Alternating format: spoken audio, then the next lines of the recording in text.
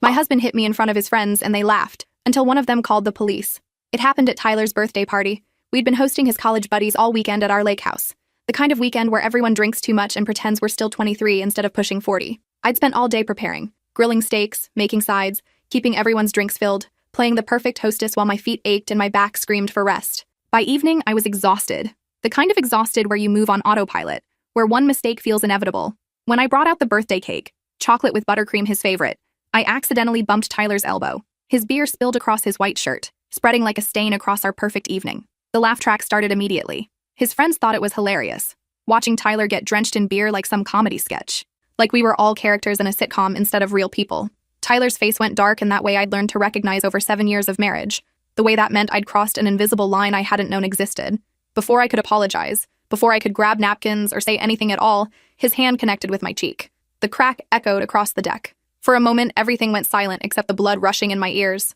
Then the laughter started again, louder this time. They thought it was part of the joke, part of the performance. That's when I met Brandon's eyes. Tyler's best friend since freshman year. The one who'd been best man at our wedding. The one who'd given that heartfelt speech about Tyler being the most loyal person he knew. The one I'd always thought liked Tyler more than he'd ever like me. He wasn't laughing. His face had gone pale. His phone already in his hand. Tyler grabbed my arm, his fingers digging in hard enough to bruise. I knew because I'd mapped these bruises before, cataloged them, hidden them under long sleeves and careful makeup. Get inside and clean yourself up, he hissed close to my ear. You're embarrassing me in front of everyone. I pulled away and headed toward the house on shaking legs. Behind me, I heard Brandon's voice cutting through the noise. Dude, what the hell was that? Tyler laughed it off with that easy charm he'd perfected. She's fine. She's always been clumsy. Right, babe? I didn't answer. I was too busy noticing how the other wives, Ashley, Megan, Brittany, were suddenly very interested in their drinks, studying the ice in their glasses like it held answers. They'd all seen, and not one of them had said a word. In the bathroom, I stared at my reflection under the harsh vanity lights. The red handprint was already forming across my cheek, Tyler's fingers outlined perfectly against my skin like evidence. Like proof. This wasn't the first time. But it was the first time with witnesses. The first time I couldn't pretend it away or blame it on my clumsiness. I heard sirens in the distance, getting closer. When I came back outside, my stomach dropped. 2 police officers were on the deck. Brandon stood beside them, his phone still in his hand, his expression grim. Tyler's face had transformed from confident to panicked in the span of heartbeats. Officers? This is a misunderstanding, Tyler said smoothly, switching to the voice he used with clients. The reasonable, professional voice. My wife and I were just... I watched you hit her, Brandon interrupted. His voice was shaking but firm. I saw everything, clear as day. No ambiguity. Tyler's friends suddenly found reasons to look elsewhere. Study their shoes, check their phones, refill drinks that were still full. Anywhere but at the scene unfolding before them. The officers asked to speak with me privately. That's when everything started to unravel in ways I never could have predicted. Inside the house, Officer Ramirez, a woman with kind eyes and a no-nonsense demeanor, photographed my face from multiple angles. The flash made me flinch each time. Her partner, a younger man whose badge read Officer Walsh, documented the bruises forming on my arm where Tyler had grabbed me. The fingerprints were already turning purple against my pale skin, a perfect match to his hand. They asked if this had happened before. I wanted to lie. God, how I wanted to lie. To protect Tyler. To protect our image. To keep our carefully constructed life intact. To avoid becoming the sad story people whispered about at parties.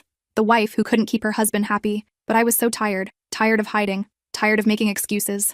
Tired of being afraid in my own home. Tired of checking his mood before I spoke. Tired of walking on eggshells that never stopped cracking under my feet. Yes, I whispered. Officer Ramirez nodded like she'd expected this answer. Like she'd asked this question 1,000 times before and heard the same response.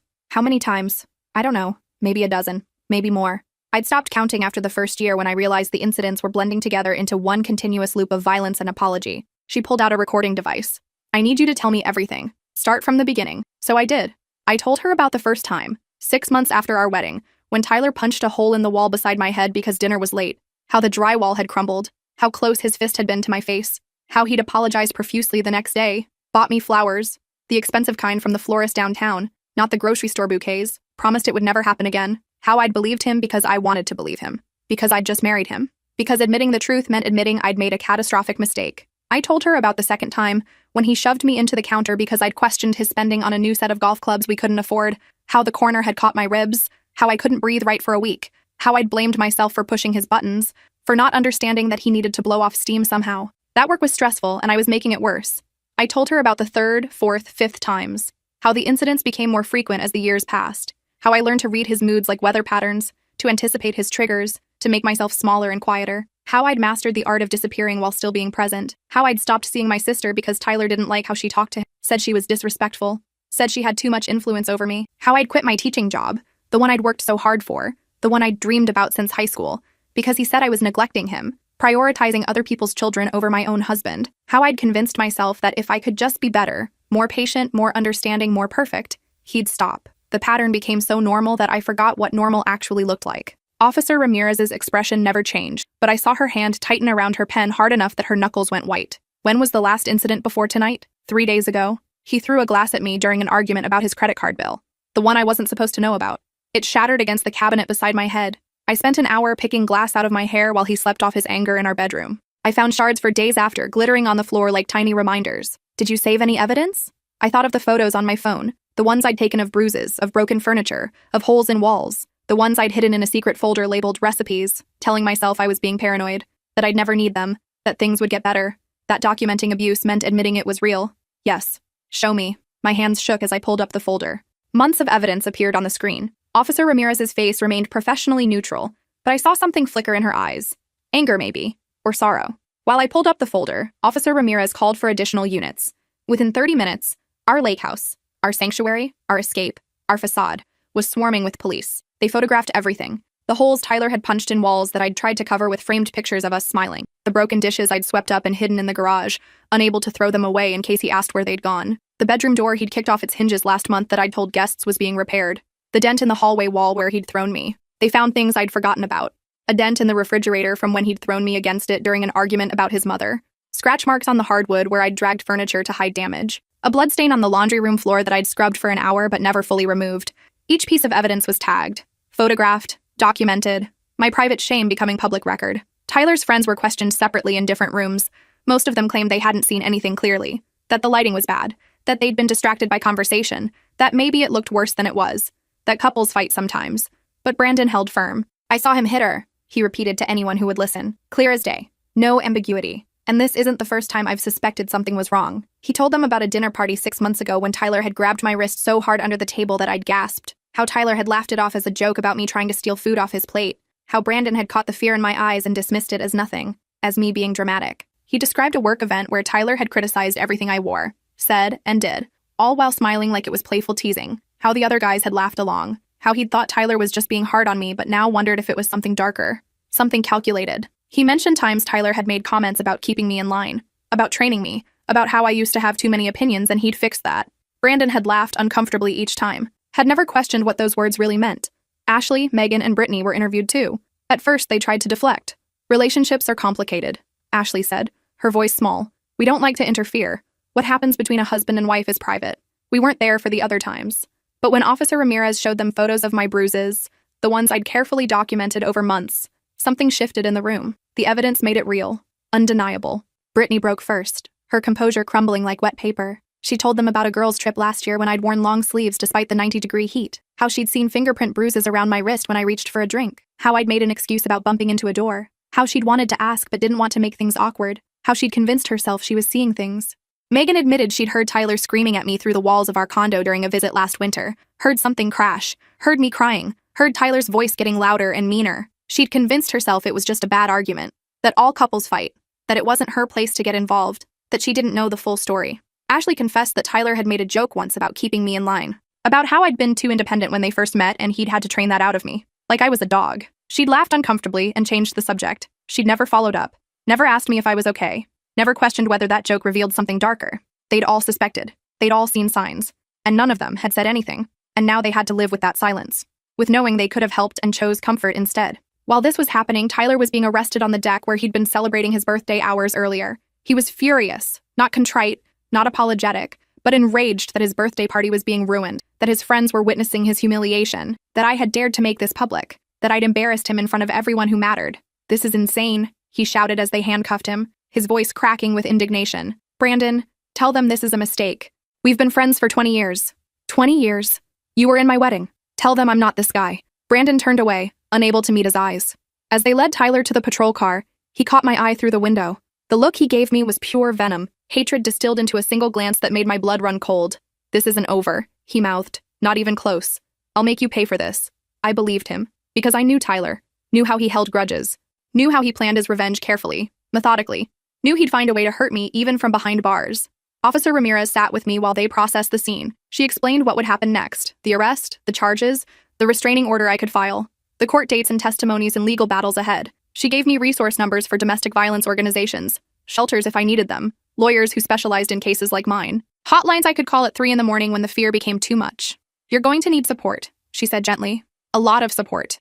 This is just the beginning. It's going to get harder before it gets easier. He'll try to manipulate you. His family will pressure you. People will tell you to drop the charges, to work it out, to think about his future." She was right about everything. The next week was a blur of legal proceedings and whispered conversations. Tyler was charged with domestic assault and battery. His family immediately hired the most expensive lawyer in the state, a man who specialized in making inconvenient truths disappear, a man whose name made prosecutors nervous. They painted me as vindictive and manipulative. The narrative became that I'd orchestrated the whole thing to take Tyler's money in a divorce, that I was a gold digger who'd trapped their son and was now trying to destroy him, that I'd provoked him deliberately, that I was exaggerating everything for attention and money. His mother called me a gold digger on social media, posted long rants about how I'd seduced her innocent boy, how I'd never been good enough for him, how she'd known from the start I was trouble. His father threatened to sue me for defamation, claiming I'd ruined the family name, that decades of reputation were being destroyed by my lies. Their lawyer tried to get the charges dropped, claiming insufficient evidence despite the photos, the witnesses, the documented pattern of abuse stretching back years. He argued that one incident didn't constitute a pattern, that I could have gotten those bruises anywhere, that I was trying to destroy a good man's life over a momentary loss of control. But Brandon wouldn't back down. He gave a detailed statement that ran 12 pages. He testified about times he'd noticed me flinch around Tyler, about controlling behaviors he'd dismissed as Tyler just being intense about things he cared about, the way Tyler monitored my phone, the way he'd answer for me at parties, the way he'd criticize my choices in front of others while framing it as helpful advice, the way he'd isolated me gradually from friends and family. Brandon admitted he should have said something years ago, that he'd failed me as a friend, that he'd let his loyalty to Tyler blind him to what was really happening. The guilt in his voice was palpable. He cried on the stand, a 38-year-old man crying about not protecting someone who needed protection. Tyler's other friends quietly distanced themselves. Some blocked me on social media without explanation. Others sent carefully worded messages saying they didn't want to get involved in marital problems, that this was between me and Tyler, that they valued their friendship with him too much to take sides, that they couldn't risk their own reputations by associating with this mess. Only Brandon, Ashley, and Megan stood by me. Brittany tried, but her husband, one of Tyler's college roommates, pressured her to stay neutral. He threatened to skip family events if she testified. She sent me an apologetic text and then disappeared from my life entirely. I understood. I didn't blame her. She had her own battles to fight. The preliminary hearing was scheduled for 3 weeks later.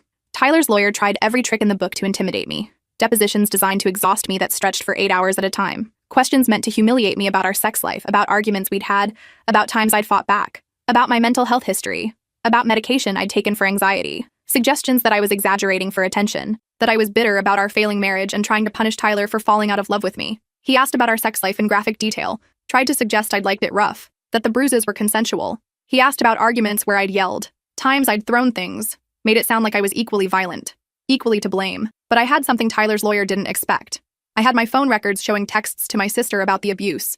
Hundreds of messages where I'd made excuses for injuries, where I'd downplayed incidents, where I'd begged her not to tell anyone because I could handle it, because it wasn't that bad, because Tyler was just stressed. I had medical records from an ER visit 2 years ago where I'd lied about falling downstairs, where the doctor had noted that my injuries, a fractured rib, bruising on my back, a sprained wrist, were inconsistent with a fall, where she'd given me a domestic violence resource pamphlet that I'd thrown away in the hospital parking lot, terrified Tyler would find it. I had a journal I'd kept for the past year, documenting every incident in detail. The dates, the triggers, the aftermath, the apologies Tyler made, the promises he broke, the cycle that never ended. I'd written it all down, never quite admitting to myself why I was documenting everything. And I had Brandon's testimony. Solid, unwavering, impossible to discredit. A man with no reason to lie. A man who was losing his best friend by telling the truth. The day of the hearing, I walked into that courtroom wearing a simple navy dress and minimal makeup. No jewelry except my wedding ring. I'd kept wearing it, not out of love, but as evidence that I'd tried to make this work, that I hadn't given up easily. Let them see the fading bruises still visible on my arms. Let them see the truth written on my skin. Tyler sat across the room in an expensive suit, looking like the successful businessman everyone believed he was. His parents flanked him like bodyguards, his mother dabbing her eyes with a monogrammed handkerchief. His lawyer presented him as a devoted husband driven to frustration by a difficult wife, a man who'd lost his temper once in a moment of stress, a good man who'd made one mistake. Then my lawyer presented the evidence. Photo after photo projected on the courtroom screen, text after text read aloud, journal entry after journal entry recounting years of systematic abuse. The courtroom went silent as they scrolled through the documentation of our marriage. The real marriage, not the one we'd presented to the world, not the one in our social media posts. When Brandon took the stand, Tyler's expression finally cracked. His mask slipped. His best friend, the person who'd known him longest, described what he'd witnessed. Not just that night, but signs he'd noticed over the years that he'd rationalized away. How Tyler talked about me when I wasn't around. How he'd brag about keeping me under control. About how I used to be too opinionated and he'd fix that. About how I'd learned my place. I watched Tyler realize he was losing, that his carefully maintained image was crumbling, that his birthday party assault, witnessed by multiple people who couldn't all be discredited, had been the fatal mistake. The moment when his mask had slipped in public, when he'd gotten too comfortable. The judge, a stern woman in her 60s who'd probably seen 1,000 cases like mine, granted a permanent restraining order. Tyler's bail conditions were modified to include mandatory anger management and substance abuse counseling. No contact whatsoever. The criminal case would proceed to trial in 6 months. But I wasn't satisfied with criminal charges. I wanted more. I wanted him to lose everything, like I'd lost everything. I hired a forensic accountant, a woman who'd made a career of finding hidden assets in divorce cases. She discovered Tyler had been hiding assets for over a year, transferring money to offshore accounts, putting property in his parents' names, liquidating investments, and stashing cash in safe deposit boxes I didn't know existed. He'd been preparing for a divorce on his terms, planning to leave me with nothing, to trap me in poverty so I couldn't leave, so I'd be dependent on him forever. My lawyer used this in divorce proceedings. Tyler's careful financial planning became evidence of premeditation. The court saw a man who'd been systematically abusing his wife while positioning himself to abandon her penniless. A man who'd planned his exit strategy while still controlling every aspect of my life, who'd been planning this for months while I'd been trying to save our marriage. 3 months later, the divorce settlement gave me the lake house. The scene of my public humiliation turned into my greatest asset.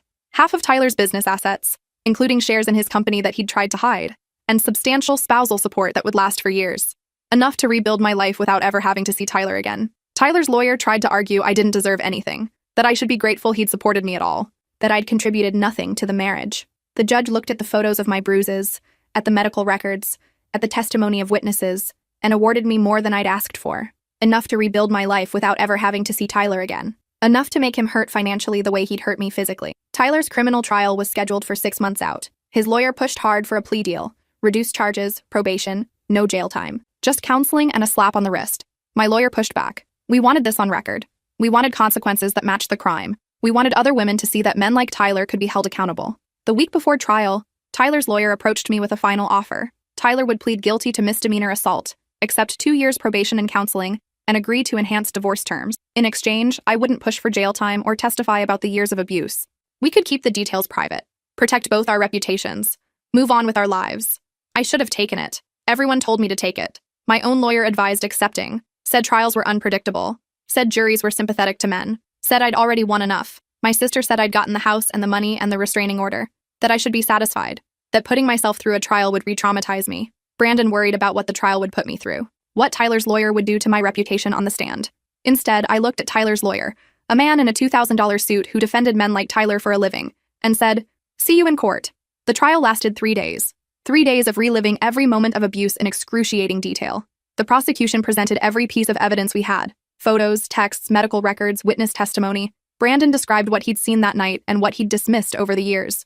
Ashley, Megan, and Brittany, who'd been subpoenaed despite her husband's objections, admitted they'd suspected but stayed silent. My sister testified about phone calls where I'd made excuses for bruises, where I'd changed the subject when she asked if I was happy, where I'd canceled visits because Tyler said I was spending too much time with my family and not enough with him, where I'd grown quieter over the years, where my voice had gotten smaller. My former principal from the school where I'd taught described how Tyler had pressured me to quit, how he'd shown up at the school unannounced to check on me, how he'd complained to administration that I was working too many hours, that I was prioritizing my students over my marriage, how I'd gradually become quieter, less confident, a shadow of the vibrant teacher I'd been, how she'd worried but hadn't known what to say. The ER doctor who treated me after my supposed fall down the stairs remembered my case. She'd noted in my chart that my injuries couldn't have been caused by a fall, that the bruising pattern suggested I'd been grabbed and thrown. She'd asked me directly if someone had hurt me. I'd lied to her face while crying. She'd known I was lying, but couldn't force me to accept help. Tyler's lawyer tried to paint me as the aggressor. He brought up arguments we'd had, times I'd yelled back, moments where I'd defended myself physically. He suggested I'd provoked Tyler, that I'd pushed his buttons deliberately, that I was equally responsible for the violence in our relationship, that I gave as good as I got. He brought up a time I'd thrown a plate that shattered against the wall, failed to mention that Tyler had been advancing on me when I threw it, that I'd been backed into a corner with nowhere to go, that he'd been screaming in my face for 20 minutes, that I'd been terrified. He mentioned times I'd insulted Tyler during fights, called him names, didn't include the context that I'd been responding to hours of verbal abuse. That I'd called him names after he'd called me worthless, stupid, a burden, a waste of space. That I'd fought back with words when fighting back physically would have gotten me killed. But the jury saw the photos, saw the progression of injuries over years. They heard the fear in my voice on recorded calls. They watched video of my testimony where I flinched when Tyler's lawyer raised his voice suddenly to make a point.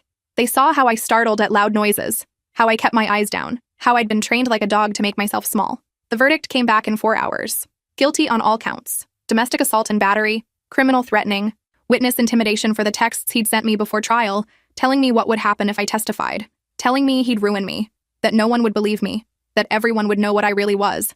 Tyler's sentencing hearing was brutal. His mother sobbed about losing her son to the prison system, about how this would destroy his life. His father claimed I destroyed a good man over one mistake, that boys will be boys. That marriage is hard and sometimes tempers flare. His colleagues wrote letters about his character, his business acumen, his charitable donations, about what a great guy he was at work. But the judge had read the case file, had seen the progression of violence over years, had heard victim impact statements from me and from 3 other women who'd been too afraid to come forward about Tyler's behavior before.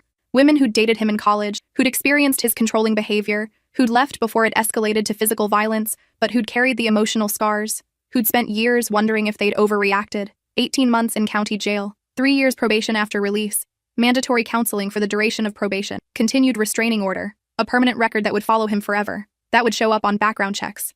That would make it harder for him to hurt someone else. That would warn future women. As they led Tyler away in handcuffs, he looked at me one final time. The hatred in his eyes should have scared me. Once upon a time, it would have terrified me into silence, would have made me take back everything I'd said, would have made me apologize for existing. But now I felt nothing but relief. He could hate me all he wanted from behind bars. That night, Brandon called. "Hey," he said softly. "Just wanted to check in, see how you're doing. If you need anything at all." "I'm okay," I said, and meant it for the first time in 7 years. "Really okay." There was a long pause. "I'm sorry I didn't do something sooner," he finally said. "I knew something was wrong, but I told myself it wasn't my business, that I was reading too much into things, that Tyler was my friend and I owed him loyalty, that you would ask for help if you needed it. You did something when it mattered," I told him. "You called the police when everyone else was laughing. You testified when everyone else looked away. You didn't let him explain it away or minimize it. You saved my life." "Still," Brandon said, his voice heavy with guilt, "I should have trusted my instincts years ago. How many times could I have intervened? How much could I have prevented? How many bruises could you have avoided if I'd just spoken up?" "We all should have," I said. "But you can't change the past. You can only do better going forward. And you're doing that." 6 months later, I started a support group for domestic violence survivors. We meet twice a month at a community center downtown in a room with comfortable chairs and soft lighting. Women of all ages, all backgrounds, all stages of healing, some fresh from leaving, still jumping at shadows, others years into recovery, strong enough to help newcomers. We share stories, resources, strength. We remind each other we're not alone. Brandon comes sometimes, sharing his perspective on what friends and family can watch for, the warning signs he missed, the rationalizations he made, the excuses he accepted. He's become an advocate in his own right, speaking at schools and community organizations about bystander intervention, about the cost of silence, about how loyalty to an abuser makes you complicit in abuse. Ashley, Megan, and Brittany all apologized for their silence, for convincing themselves it wasn't their business, for valuing social comfort over my safety, for not wanting to make things awkward. We've rebuilt our friendships slowly, carefully. They've become advocates in their own circles, teaching people to speak up when something feels wrong, to trust that uncomfortable feeling, to risk awkwardness to save a life. Tyler got out after serving 12 months for good behavior. He moved across the country to a city where no one knows his history. Started over somewhere, his name doesn't pull up court records. Somewhere he can pretend to be someone else. His family still claims I ruined his life, that I was vindictive, that he was a good man who made one mistake, that I should have handled it privately instead of destroying him publicly, that I'm bitter and cruel. They don't mention the year of documented abuse, the pattern of escalation, the deliberate financial manipulation, the other women who came forward, the fact that his one mistake was finally getting caught, that there were years of mistakes before that one. Last week, I got a message from a stranger on social media. She'd been dating Tyler for 3 months. He'd seemed perfect at first, charming, successful, attentive, exactly what she'd been looking for. Then he'd started making controlling comments, getting angry over small things, criticizing her choices while framing it as concern. She'd felt uneasy but couldn't articulate why. Then he'd grabbed her wrist hard enough to bruise during an argument about her going out with friends. She'd Googled his name and found the court records, the news articles, the testimony transcripts that had become public record, everything I'd fought to make visible. "Thank you for reporting what happened," she wrote. "Thank you for going to trial instead of taking the plea deal. Thank you for making it public record. Because of you, I knew to leave before it got worse. Before he isolated me completely. Before the bruises became broken bones. You might have saved my life." I sat with that message for a long time, thinking about all the what ifs. What if Brandon hadn't called the police? What if I'd accepted the plea deal and kept everything quiet? What if I'd stayed silent like so many people had urged me to do? What if I'd protected Tyler's reputation at the cost of my own safety? How many women would have gotten hurt? But I didn't stay silent, and neither did Brandon. Sometimes I still think about that birthday party. The moment when Tyler's hand connected with my face. The crack that echoed across the deck. The laughter that followed. People so uncomfortable with violence that they convinced themselves it was funny. The shame that flooded through me like ice water. The humiliation of being hit in front of people I'd served dinner to. And then I think about Brandon's face. How it had gone pale. How he'd pulled out his phone without hesitation. How he'd stood up when it mattered, even though it cost him a 20-year friendship. How he'd chosen to do the right thing over the easy thing. How one person refusing to look away changed everything. One person can make a difference. That's what I tell the survivors in my support group. One person who refuses to look away. Who calls 911 instead of laughing nervously. Who testifies even when it's uncomfortable. Who believes you when you finally find the courage to speak. Who doesn't tell you to work it out or give him another chance. Tyler thought he could hit me in front of his friends and face no consequences. He'd done it before in private. He'd gotten away with so much for so long that he'd become careless. He'd assumed the witnesses would stay silent like everyone always had, that they'd prioritize their own comfort over my safety. That loyalty to him would outweigh concern for me. He was wrong. And now he's the one living with shame. The one who can't escape his past. The one whose name is attached to public records of abuse. The one who has to explain to every new employer, every new date, every new friend why his background check shows a domestic violence conviction. I'm not living in shame anymore. I'm not hiding bruises or making excuses or shrinking myself to avoid triggering his anger. I'm just living. Teaching again at a school that values survivors, that gave me a second chance at the career I loved, dating someone kind who's never raised his voice at me, who asks permission before touching me, who understands when I flinch, sleeping through the night without startling awake at every sound, wearing short sleeves in summer without planning how to explain the scars, existing without fear for the first time in 7 years. And sometimes, on quiet evenings, I get messages from women who've seen my story, who've found the courage to leave, who've reported their abuse, who've testified in court, who've chosen themselves over the comfortable lie, who've Googled their boyfriend's name and found warnings that saved them. That's when I know it was worth it.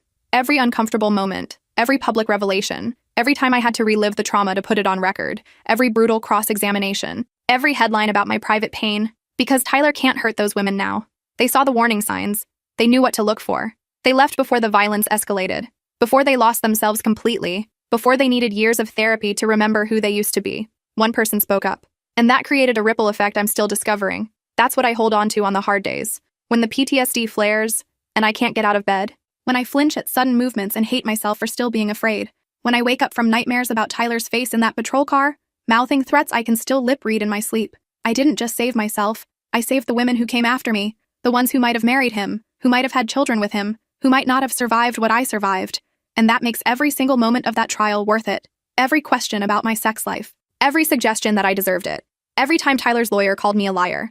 Every photograph of my bruises projected on a screen for strangers to examine. 3 months ago, I went back to the lake house for the first time since the divorce. I'd been avoiding it, letting it sit empty. Too many memories, too much trauma soaked into the walls. But I walked through those rooms, and they were just rooms.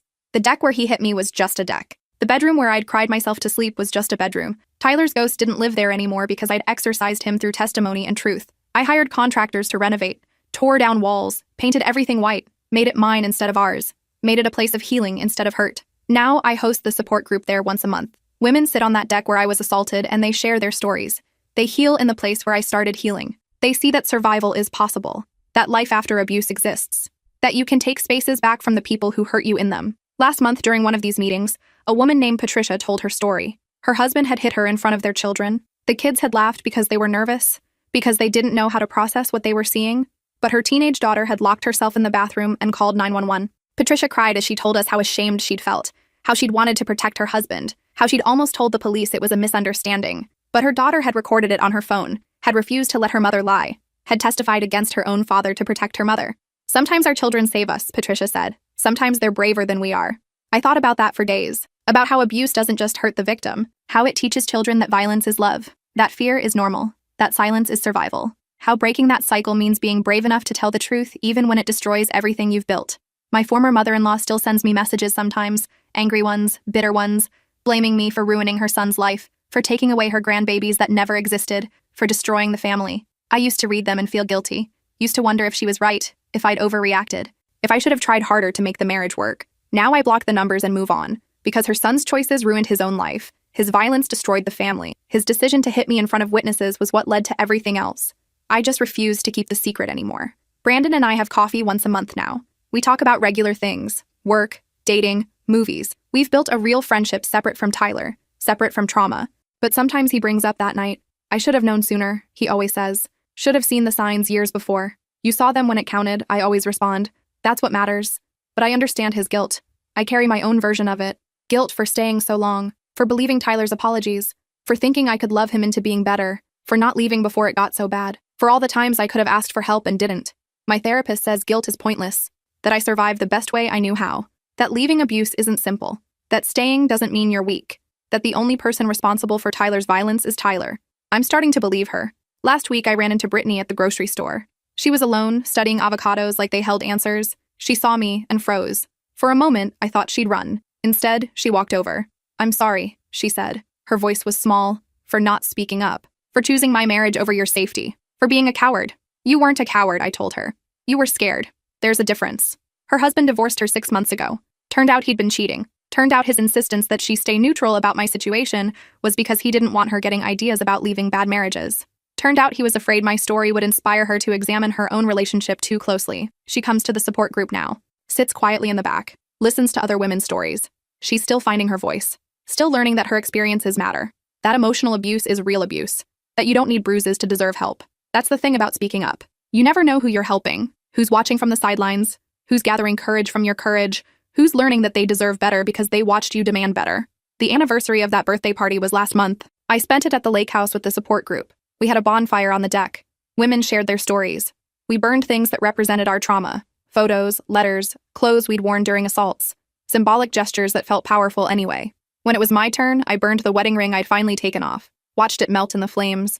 Watched 7 years of marriage turn to ash. Someone started clapping. Then everyone joined in. We stood around that fire and celebrated survival. Celebrated freedom. Celebrated the fact that we were all still here despite everything. That night, lying in bed in the lake house I now owned, I felt something I hadn't felt in years. Peace. Real peace. Not the fragile kind that shatters at the first loud noise, but the deep kind that comes from knowing you're safe, that you're strong, that you survived. Tyler's out there somewhere rebuilding his life. Maybe he's changed. Maybe he's learned. Maybe he's exactly the same and just better at hiding it. I don't know and I don't care. He's not my problem anymore. He's not my responsibility. He's not my anything. I'm free. Really, truly free. Free to make my own choices. Free to see my sister whenever I want. Free to have opinions. Free to take up space. Free to exist without fear. And it all started because one person refused to laugh. One person pulled out his phone and called 911. One person chose to believe what he saw instead of the story he was being told. That's all it takes to save a life. One person willing to act. I tell this to everyone who'll listen. At speaking engagements, at schools, at community centers. I tell Tyler's story and my story and Brandon's story. I explain how abuse thrives in silence, how witnesses have power, how looking away makes you complicit. Some people get defensive, say they don't want to get involved, say it's none of their business, say the victim can leave if it's really that bad, say they don't want to ruin someone's life over one incident. I show them photos of my bruises, tell them about the year of documented abuse, explain that what they saw isn't one incident. It's the one time the abuser got sloppy enough to get caught. I tell them that looking away doesn't protect anyone, that silence enables violence, that their comfort isn't more important than someone's safety. Some people listen, some don't. But I keep talking anyway, because maybe one person in the audience will remember my words the next time they see something wrong. Maybe they'll pull out their phone. Maybe they'll call 911. Maybe they'll save a life. That's enough. That has to be enough. My sister asked me recently if I regret anything, if I wish I'd handled things differently, if I wish I'd kept the abuse private instead of making it public. I thought about it for a long time before answering. I regret staying as long as I did. I regret believing Tyler's apologies. I regret letting him isolate me. I regret every time I made excuses for him to my sister, to my friends, to myself. I regret the years I lost to fear and manipulation. But I don't regret going to trial. I don't regret making it public. I don't regret refusing the plea deal even though everyone told me to take it. Because that woman who messaged me about Googling Tyler's name, she's alive because I refused to stay quiet. The women in my support group are healing because I showed them survival is possible. The people who listen to me speak are learning to recognize abuse because I was willing to share mine. My trauma became purpose. My pain became power. My story became a warning that saves lives. That's not something I'll ever regret. Tyler tried to silence me with violence, with control, with fear, with threats, with lawyers and money and social pressure. He tried everything he could to keep me quiet. But I'm louder now than I've ever been, and he can't do anything about it. That's the real victory. Not the house or the money or the restraining order, not even the conviction. The real victory is that I'm still here, still speaking, still helping others, still refusing to disappear the way he wanted me to. I exist loudly now, unapologetically, without fear. And every woman who leaves because of my story, every person who intervenes because they heard me speak, every survivor who finds hope because they learned I survived, that's Tyler's worst nightmare. He wanted to destroy me. Instead, I became stronger than I ever was before I met him. So yeah, my husband hit me in front of his friends, and they laughed. But one of them called the police. And that one person changed everything. Sometimes one person is all it takes. And I'll spend the rest of my life making sure everyone knows that.